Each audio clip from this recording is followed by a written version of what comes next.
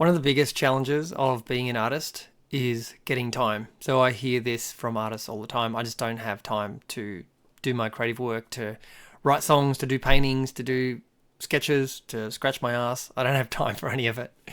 And so in this video, what I want to do is let you know that you're not the only artist who is feeling this way. So it's pretty common, but also to sort of cut through that illusion, because it ends up becoming a little bit of a story that we tell ourselves that we start to also live into and expect that that is how it is, rather than sort of figuring out tools to really directly free up time. So that's what I want to offer in this video. So if you're an artist or a musician, I've worked with artists for the last 12 years, helping through workshops, coaching, mentoring.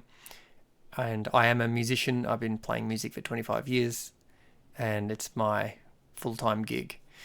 So artists are really thoughtful, capable, creative, and they tend to really love doing their art, but they're just not making enough time to make it happen. So there's what I call the start-stop cycle. So that's when you get motivated, you somehow all this kind of tension and motivation, inspiration builds up, and then that the dams kind of break, and then you get into a bit of a creative mode and you get some creative work done, and then it all just kind of collapses back to nothing once that inspiration is out in the world. And then artists tend to sort of just drift again. So the story then becomes, well, I was productive, but now I'm not. And I just don't have the time to do it. Maybe I need more time. Maybe I need more discipline. Maybe I'm just not supposed to do this because it's just so stop-start. And an important thing to do around this is to acknowledge this challenge, firstly. But what I've found is that in working with artists, some people will come to me and say, I don't have time. I don't know how I'm going to make this happen. And I have a number of simple tools and exercises for people to go through to free up 10 to 15 hours that they didn't realize they had, that they could then sort of turn into their creative time. And within a week or two, they can be getting back into being really productive and prolific. So my point with that is that time itself is rarely the issue, because we always tend to have time for things that are important to us. And our calendar and the way that we spend our time as artists is a pure reflection of our true values. Not really what we would want to have happen, but the patterns and the habits that we fall into that end up being what our week looks like. So if we say we want to do our creative work, but then we end up having all this social time instead, or we say we're going to do that, but then someone asks us to do something and we break that boundary and we drop everything and go do it. That just sort of shows us that the art in that moment is not as high in the value chain as maybe the social connection or pleasing other people and doing what they want to do when they want to do it, rather than saying, I actually have to do my art because it's important to me, so I'm going to do that and then we'll catch up next week. So why don't we protect that time as artists? So sometimes life can get busy. Sometimes things don't work out the way we want a previous project, so we feel a bit bruised up by that, and so we don't really want to go experience that again. There's also inner critic stuff that artists are usually avoiding, and there's a whole host of things and patterns that keep us from doing the creative work. But if you're an artist and you're watching this, then my guess is that you really care about your creative work. And so what I want to share in this video is one way to sort of change the priority list of your creative work so that you start making time for it. You're excited about that time. You have more creative ideas coming to you. They come much easier, and you feel confident in stepping into that artist role and doing it. And this part is really about the art of being an artist and connecting your artist identity and being connected to your artist identity. So when we're not connected to ourselves as artists, that's when we tend to drift, tend to get distracted, tend to procrastinate. And when we are connected to the truth of ourselves being a creative person and needing to do creative work, then it starts to climb up that ladder. And so one way that I'd love for you to think about it that is really helpful for this is to remember that you are an artist.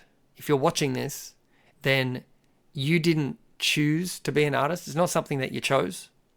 It's something that you are. It's a part of your identity. It's a part of your personality makeup. And it is a deep need. It is a deep, valid human need to have creative connection and creative expression. And so I call this the art of being. And there are 3 parts to this. The first I mentioned, which is your artist identity.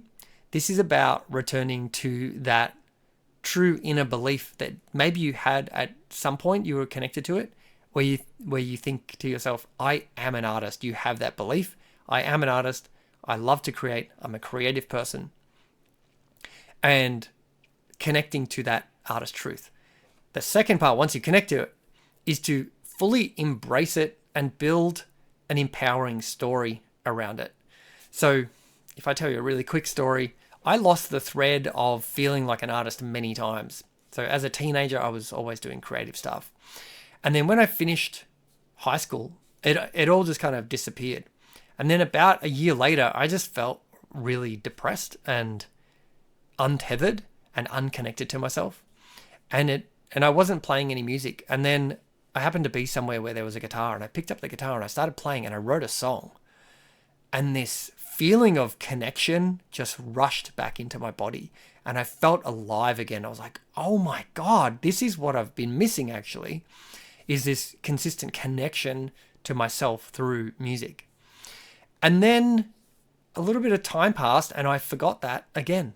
And then I had another patch of that, like maybe 6 months later, when I was playing some music with some friends. I was like, oh my God, I really need this. And so the point that I want to make with this one is that if you're an artist, doing your art is not a nice to have. It is psychological oxygen.